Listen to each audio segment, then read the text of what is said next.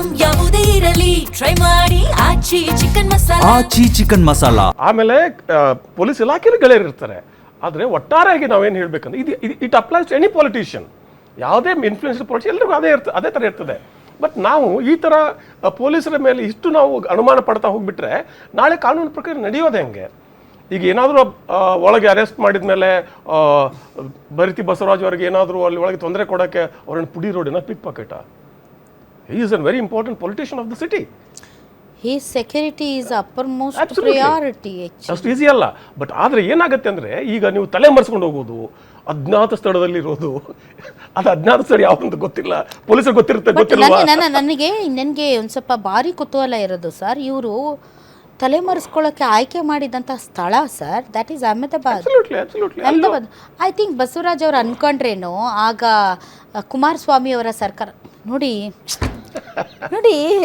ನಾಗೇಂದ್ರ ಅವರೇ, ಯಾವ ಕುಮಾರಸ್ವಾಮಿ ಸರ್ಕಾರವನ್ನು ಬೀಳಿಸಿದ್ರು, ಯಾವ ಕುಮಾರಸ್ವಾಮಿ ಸರ್ಕಾರದ ವಿರುದ್ಧ ಕೂಟವನ್ನು ಮಾಡಿ ಮುಂಬೈಗೆ ಹೋಗಿ ಅಲ್ಲಿಂದ ಕುಮಾರಸ್ವಾಮಿ ಅವರ ಸರ್ಕಾರವನ್ನು ಬೀಳಿಸೋದಕ್ಕೆ ಕಾರಣರಾದ್ರು ಅಂಥವರ ಪರವಾಗಿ JDS ವಕ್ತಾರರು ಇವತ್ತು ವಕಾಲತ್ ಮಾಡ್ತಾ ಇದ್ದಾರೆ. ಇದು ತಪ್ಪು ಮಾಹಿತಿ ಕೊಡ್ತಾ ಇದ್ದೀವಿ, ಇದು ತಪ್ಪು ಮಾಹಿತಿ ಕೊಡ್ತಾ ಇದ್ದೀರಾ. ನಾನು ಈಗ ಬೈರ್ತಿ ಬಸರು ರಚನೆ ಬಂದಿದ್ದೀನಿ ಅಂತ ಹೇಳಿದ್ನ, ಇಲ್ಲ ಮಾಡಿತ್ತು ಅರೆಸ್ಟ್ ಮಾಡಿ ಸರಿ ಇಲ್ಲ ತಪ್ಪು ಅಂತ ಹೇಳಿದ್ನ. ನಾನು ರಾಜಕೀಯದಲ್ಲಿ ಸರ್ಕಾರದಲ್ಲ ವೈಫಲ್ಯತೆಗಳ ಬಗ್ಗೆ ಮಾತಾಡ್ತಾ ಇದ್ದೀನಿ. ಅವ್ರು ಅರೆಸ್ಟ್ ಮಾಡಿಯೋದು ಅವ್ರ ಕರ್ಮಕ್ಕೆ ಒಬ್ಬ ಆರೋಪಿಯನ್ನ ನಡೆಸ್ಕೊಳ್ಳುವಂತ ರೀತಿ ಬಗ್ಗೆ ಮಾತಾಡ್ತಾ ಈ ಶಿಕ್ಷೆ, ಈ ತುರಿತವಾದ ಕಾನೂನು. ಸರಿ ಆಯ್ತು, ನಾವು ಮುಂದೆ ಹೋಗೋಣ ಸರ್. ಅಹಮದಾಬಾದ್ ವಿಚಾರ ಬರೋಣ ಸರ್. ಈ ಹಿಂದೆ ಇವರೆಲ್ಲರೂ ರಾಜೀನಾಮೆ ಪ್ರಹಸನ ಅನರ್ಹ ವಿಚಾರದಲ್ಲಿ ಇವ್ರು ಆಯ್ಕೆ ಮಾಡಿದ ಜಾಗ ಯಾವುದು? Maharashtra, that is Mumbai sir. Mumbai ಏನ್ ಸರ್ ಅದು ಹೋಟೆಲ್ ಹೆಸರು? ನನಗೆ ರೆನೆಸಾನ್ ಯಾವ್ದೊಂದು ಆ ಹೋಟೆಲ್ಗೆ ಹೋಗಿ ಇವ್ರು ಇದ್ರು. ಮಹಾರಾಷ್ಟ್ರ ಪೊಲೀಸರು 24/7 ಒಂದು ತಿಂಗಳು ಊಟ ನಿದ್ದೆ ಇಲ್ಲದೆ ಹೋಟೆಲ್ ಕಾದ್ರು ಸರ್. ಇದೇ DK ಶಿವಕುಮಾರ್ ಅವರು ಹೋಗಿ ಮಳೆ ಬರ್ತಿತ್ತು ಒಂದು ಸರಿ ಮಾತಾಡಕ್ ಬಿಡ್ರಿ, ಒಂದು ಅವಕಾಶ ಕೊಡ್ರಿ ಅಂತ ಕೇಳಿದ್ರು, ಪೊಲೀಸರು ಬಿಡ್ಲಿಲ್ಲ. ಹಂಗೆ ಅಹಮದಾಬಾದಲ್ಲೂ ಆಗುತ್ತಂತ ಮಾಡಿದ್ರೇನಪ್ಪ ಬೈತಿ ಬಸವರಾಜ್ ಅವರು. ಅಲ್ಲೂ BJP ಸರ್ಕಾರ ಇದೆ, ಹಾಗಾಗಿ ನಾನು ಬಚಾವ್ ಆಗ್ಬೋದು ಅಂತ ಅನ್ಕೊಂಡ್ರು. ಏನಾಗಿದೆ ಅಂದರೆ ಈ ಥರ ದೊಡ್ಡ ಮಟ್ಟದ ರಿಯಲ್ ಎಸ್ಟೇಟ್ ವ್ಯವಹಾರಗಳಲ್ಲಿ ಭಾಳ ದುಃಖದಿಂದ ಹೇಳಬೇಕಾಗ್ತದೆ ಮಾತನ್ನ. ಕೊಲೆ, ಹಿಂಸೆ ಸಹಜ ಆಗಿಬಿಟ್ಟಿದೆ. Nobody is really unhappy about it. That is very very sad.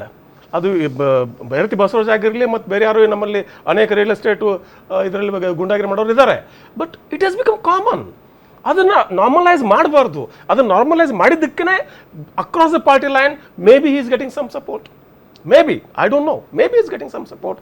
ಆದರೆ ಈ ತಲೆ ಮರೆಸ್ಕೊಂಡು ಹೋಗೋದಿದೆಯಲ್ಲ ಅಹಮದಾಬಾದ್ ಹೋಗೋದು ಅದೇ ಸಂಶಯಾಸ್ಪದ. ಮೊದಲು ತಲೆ ಮರೆಸ್ಕೊಂಡು ಹೋಗುತ್ತಾ ಸಂಶಯಾಸ್ಪದ. ನಿಮ್ಗೆ ಇನ್ವಾಲ್ವ್ಮೆಂಟ್ ಇಲ್ಲ ಅಂದ್ರೆ ರಿಲ್ಯಾಕ್ಸ್ ತಲೆ ಯಾಕೆ ಮರೆಸ್ಕೊಂಡು ಹೋದ್ರಿ ನೀವು? ಅಹಮದಾಬಾದ್ಗೆ ಯಾಕೆ ಹೋದ್ರಿ? ನೀವು ಇನ್ವಾಲ್ವ್ಮೆಂಟ್ ಇಲ್ಲ, ಪೊಲೀಸ್ ಹೋಗಿ ಕೊಡಿ ಹೇಳಿ ಎಲ್ಲ ಅದ್ಭುತ ಆಗಿ ನನ್ನ ಇನ್ವಾಲ್ವ್ಮೆಂಟ್ ಇಲ್ಲಪ್ಪ ಅಂತ ಹೇಳಿ. ಅಲ್ಲಿ ಅಹಮದಾಬಾದ್ ಯಾಕೆ ಆಯ್ಕೆ ಮಾಡ್ಕೊಂಡ್ರಿ ಸರ್? ಅಹಮದಾಬಾದ್ ಯಾಕಂದ್ರೆ ಫಾರ್ ಆಬ್ವಿಯಸ್ ರೀಸನ್ಸ್. ಅಹಮದಾಬಾದ್ ಯಾವ ರಾಜ್ಯದಲ್ಲಿದೆ? ಆ ರಾಜ್ಯದ ರಾಜಕಾರಣ ಎಲ್ಲೆಲ್ಲಿದ್ದಾರೆ? ಬೈರತಿ ಬಸವ ಯಾವ ಪಕ್ಷದಲ್ಲಿದ್ದಾರೆ ಅಲ್ವಾ? Very simple.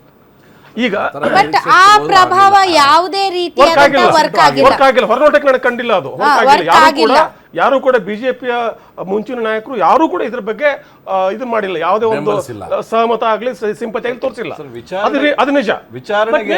ವಿಚಾರಣೆ ಎದುರಿಸಕ್ಕೆ he was mentally ready ಅನ್ಸುತ್ತೆ. ನಿಮ್ಮ ಪರವಾಗಿ ಅವ್ರು ಮಾತಾಡ್ತಾ ಇದ್ದಾರೆ. ವಾಟ್ ಈಸ್ ಸೇಯಿಂಗ್ ಅಂದ್ರೆ ನೋಡಿ, ಗುಜರಾತ್ ಅಂದ ತಕ್ಷಣ ಅಲ್ಲಿಯ ಪೊಲಿಟಿಷಿಯನ್ಸ್ ಮತ್ತು ಅವರ ಪ್ರಭಾವ ಯಾವುದೂ ಕೂಡ ಇಲ್ಲಿ ಬಳಕೆ ಮಾಡಿಲ್ಲ. ಇಂತಹ ಕೇಸ್ಗಳಿಗೆ ಅವರು ಸೊಪ್ಪಾಕಿಲ್ಲ. So that is the plus point. ಅದನ್ನ ಮಾತಾಡಕ್ ಬಿಡಿ, ನೀವು ಅದಕ್ಕೂ ಅಡ್ಡಿ ಹಾಕ್ಬೇಡ್ರಿ. ಹಾಗಾಗಿ ಕಾನೂನಿನ ಮುಂದೆ ಎಲ್ಲರೂ ಒಂದೇ. ಅದು ಬಸವರಾಜ್ ಆಗಿರ್ಬೋದು, ನಾನಾಗಿರ್ಬೋದು, ಯಾರೇ ಆಗಿರ್ಬೋದು.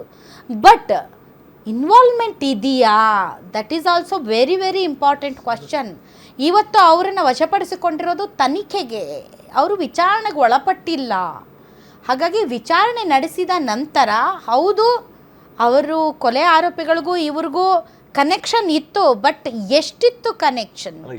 ಈ ಮರ್ಡರ್ ಕೇಸಲ್ಲಿ ಎಷ್ಟರ ಮಟ್ಟಿಗೆ ಇನ್ವಾಲ್ವ್ಮೆಂಟ್ ಇದೆ ಅದ್ರ ಬಗ್ಗೆ ತನಿಖೆ ನಡಿಬೇಕು. ಆ ತನಿಖೆ ನಡೆದು ವಿಚಾರಣೆ ನಡೆದ ನಂತರ ಗೊತ್ತಾಗುತ್ತೆ. ನಾನು ವಿಚಾರಣೆನೇ ಎದುರಿಸಲ್ಲ ಅಂತ ಇಷ್ಟು ದಿನ ಓಡೋಗ್ತಾ ಇದ್ರು. ಬಟ್ ಆಬ್ವಿಯಸ್ಲಿ ಒಬ್ಬ MLA ಅರೆಸ್ಟ್ಗೆ ಒಳಪಡ್ತಾರೆ ಅಂದ್ರೆ ಅದೊಂದು ಬ್ಲ್ಯಾಕ್ ಮಾರ್ಕ್. ಅದಕ್ಕೋಸ್ಕರ. ಸೊ ಫಾರ್ ದಟ್ ರೀಸನ್ ಅವರು ಇಷ್ಟು ದಿನ ಕಾನೂನಿನಲ್ಲಿ ನನಗೇನಾದ್ರೂ ರಕ್ಷಣೆ ಸಿಗಬಹುದಾ ಅಂತ ಅದು ಅವ್ರ ಹಕ್ಕು. ಅಹಮದಾಬಾದ್ನಲ್ಲಿ ರಕ್ಷಣೆ ಸಿಗಬಹುದಾ ಅಂತ ಅದಲ್ಲ, ಕೋರ್ಟ್ನಲ್ಲಿ ಅವರು ಈ ದಿನದವರೆಗೂ ಕೂಡ ಹೋರಾಟ ನಡೆಸಿದ್ದಾರೆ. ಅದು ಕಾನೂನಲ್ಲಿ ಅವ್ರಿಗಿರುವಂತಹ, ಈ ನೆಲದ ಕಾನೂನಲ್ಲಿ ಅವ್ರಿಗಿರುವಂತಹ ಹಕ್ಕು. ಅದು ಆ ಹಕ್ಕನ್ನು ಅವರು ಬಳಸ್ಕೊಂಡಿದ್ದಾರೆ, ಇಲ್ಲ ಅಂತ ಹೇಳಿಲ್ಲ.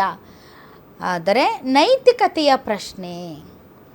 ಸೊ ನೀವು ಮಾಡಿಲ್ಲ ಅನ್ನೋದಾದರೆ ಆಯ್ತಪ್ಪ, ವಿಚಾರಣೆಗೆ ಬರ್ತೀನಿ, ವಿಚಾರಣೆಗೆ ಒಳಪಡಿಸಿ ಏನಿದೆ ಅದು ಮಾತಾಡೋಣ ಅಂತ ಅದನ್ನು ಕ್ಲಾರಿಫೈ ಮಾಡ್ಬೋದಾಗಿತ್ತು. ಬಟ್ ಅವ್ರಿಗೆ ಭಯ ಇರ್ಬೋದು, ಇದರಲ್ಲಿ ರಾಜಕೀಯ ಇದೆ, ನನ್ನನ್ನು ಫಿಟ್ ಮಾಡ್ಬೋದು ಅಂತ ಇರ್ಬೋದೇನೋ, ಅದನ್ನು ಅಲ್ಗಳೆಯೋಕ್ಕಾಗಲ್ಲ. ನಾಗೇಶ್ ಅವರೇ? ಖಂಡಿತ ಮೇಡಮ್. ಇವತ್ತೇನು ವಿಚಾರ ಇತ್ತಲ್ಲ ಮೇಡಮ್, ರಾಜಕೀಯ ಕಾಂಗ್ರೆಸ್ ಪಾರ್ಟಿಯವರಾದ್ರೂ ಕಾನೂನು, ಅಂಬೇಡ್ಕರ್ ಕೊಟ್ಟಿರ್ತಕ್ಕಂಥ ಕಾನೂನು ಎಲ್ಲರೂ ಒಂದು ತಲೆಬಾಗಬೇಕು. ಈ ಸಂದರ್ಭದಲ್ಲಿ ಬೈರತಿ ಬಸವರಾಜರವರ ಅರೆಸ್ಟ್ ಆಗೋ ಸಂದರ್ಭದಲ್ಲಿ ನಮ್ಮ JDS ಮುಖಂಡರು ಒಂದು ಕ್ಲಬ್ ಮಾಡಿದ್ರು ಪಾಪ. ಆ ವಿಚಾರ ಏನಂದ್ರೆ, ಇಲ್ಲ ನನ್ನ ಅಭಿಪ್ರಾಯ ನಿಮ್ಮ ಅಭಿಪ್ರಾಯ ಅಲ್ಲ, ನೀವು ರಾಜಕೀಯ ಮಾತಾಡ್ಬೇಡ್ರಿ. ರಾಜಕೀಯ ಅಲ್ಲ, ಈ ಸಬ್ಜೆಕ್ಟ್ ರಾಜಕೀಯಕರಣಗೊಳಿಸಕ್ ನಂಗೆ ಇಷ್ಟ ಇಲ್ಲ. ಅವ್ರು ಏನ್ ಹೇಳಿದ್ರು, ರಾಜಕೀಯ ಬಿಟ್ಟು ಮಾತಾಡಿ. ಇಲ್ಲಿ ಕಾನೂನು ವ್ಯವಸ್ಥೆ ಸರಿಯಾಗಿಲ್ಲ, ಪೊಲೀಸ್ ಇಲಾಖೆ ಸರಿ ಇಲ್ಲ ಅನ್ನೋತಕ್ಕ ಮಾತನ್ನ ಪ್ರಸ್ತಾಪ ಮಾಡಿದ್ರು. ಯಾವ ವಿಚಾರ ಇಟ್ಕ ಪ್ರಸ್ತಾಪ ಮಾಡಿದ್ರು ಅವರು JDS ಮುಖಂಡರಾಗಿ? ಅಲ್ಲ, ನಾನು ಹೇಳ್ತೀನಿ ಇರ್ರಿ, ನಾನು ಹೇಳಗಂಟ ಕಾಯ್ರಿ, ನೀವು ಹೇಳೋದನ್ನ ಕೇಳಿಲ್ವಾ? ರಾಂಪುರ್ ನಾಗೇಶ್ ಅವರೇ, ಒಂದ್ ನಿಮಿಷ. ನಾನು ಈ ಗ್ಯಾರಂಟಿ ನ್ಯೂಸ್ ಸ್ಟುಡಿಯೋದಲ್ಲಿ ರೇಪಿಸ್ಟ್ಗಳನ್ನ ಡಿಫೆಂಡ್ ಮಾಡುವಂತ ಯಾವುದೇ ಡಿಸ್ಕಷನ್ಗೆ ಎನ್ಕರೇಜ್ ಮಾಡಿ. ಎಸ್ ಮೇಡಮ್, ಅದನ್ನ ನಾನು ಹೇಳ್ತಾ ಇರೋದು. ಇಲ್ಲಿ ಅದು ನಾವು ಅವ್ರು ಮಾತಾಡೋಣ ಸೈಲೆಂಟ್ ಆಗಿದೆ ಅಲ್ವಾ? ನನ್ನ ಅಭಿಪ್ರಾಯ ಹೇಳಕ್ ಕೇಳಿ, ಆಮೇಲೆ ನೀವು ಮಾತಾಡಿ. ಅವರು JDS ಮುಖಂಡರಾಗಿ CT ರವಿ ಬಗ್ಗೆ ಭಾಳ ಸಿಂಪತಿ ತೋರಿಸಿದ್ರು ಪಾಪ. CT ರವಿಗೆ ಎಲ್ಲೆಲ್ಲ ರೌಂಡ್ಸ್ ಹಾಕ್ಸ್ಬಿಟ್ರು ಅಂತ. ರೌಂಡ್ಸ್ ಹಾಕ್ಸುತ್ತೋ ಅವ್ರನ್ನ ಕಾರ್ಡ್ ತೋರ್ಸಕ್ಕಲ್ಲ, ಅಲ್ಲಿ ಬೆಂಬಲಿಗರು ಬಂದು ಕಾನೂನು ತೊಡಕಾಯ್ತಾರೆ ಇನ್ವೆಸ್ಟಿಗೇಷನ್ ಮಾಡೋಕ್ಕೆ ಅಂತ ಹೇಳಿದ್ರು. ಆದರೂ ಕೂಡ ಪಾಪ ಯಾವುದೇ BJP ನಾಯಕರು ಸಮರ್ಥನೆ ಮಾಡ್ಕೊಳ್ಳಿಲ್ಲ CT ರವಿಯವ್ರನ್ನ, OT ರವಿಯವ್ರನ್ನ ಅಂತ ಹೇಳಿ ಯಾರು ಮಾತಿಲ್ಲ. ಇವರು ಪಾಪ ಸಮರ್ಥನೆ ಮಾಡ್ಕೊಂಡ್ರು. ಕೇಳ್ರಿ,